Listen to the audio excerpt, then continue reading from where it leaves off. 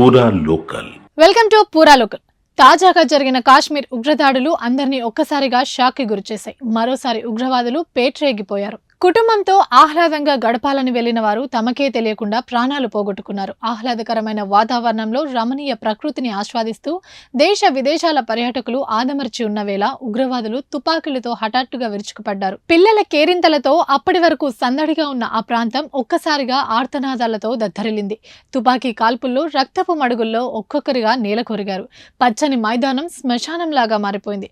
గతంలో ఎన్నడూ లేని విధంగా జమ్మూ కాశ్మీర్లో పర్యాటకులపై నేరుగా జరిగిన అతిపెద్ద ఉగ్రదాడి ఇదే. మినీ స్విట్జర్లాండ్ గా పేరొందిన అనంతనాగ్ జిల్లా పహల్గాం సమీప బైసరన్ లోయలోని పచ్చని మైదానంలో విహరిస్తున్న పర్యాటకులను సాయుధ మూకలు చుట్టుముట్టి కాల్పులు జరిపారు.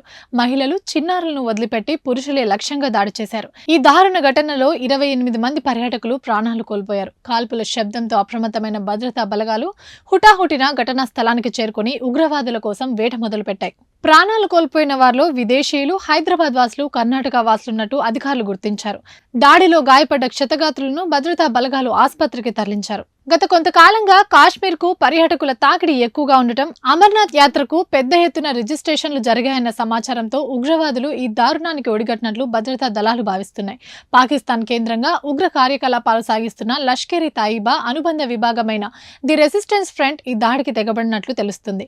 సైనికుల దుస్తుల్లో వచ్చిన 5 ముష్కర్లు కాల్పులు జరిపి సమీప అడవిలోకి పారిపోయారని అక్కడ పర్యాటకులు చెబుతున్నారు. సౌదీ అరేబియా పర్యటనలో ఉన్న ప్రధాని మోదీ ఉగ్ర దాడిని తీవ్రంగా ఖండించారు. ఉన్నఫలంగా ఆయన పర్యటనను కుదించుకొని తిరుగు ప్రయాణం పట్టారు. అవసరమైన అన్ని చర్యలు తీసుకోవాలని, ఘటనా స్థలాన్ని సందర్శించాలని కేంద్ర హోంమంత్రి అమిత్ షాకు ప్రధాని సూచించారు.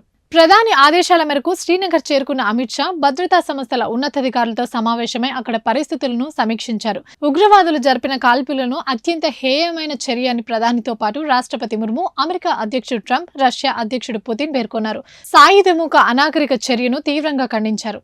ఇవే ఇప్పటి వరకు అప్డేట్స్. మరిన్ని అప్డేట్స్ కోసం చూస్తున్నానండి పూరా లోకల్.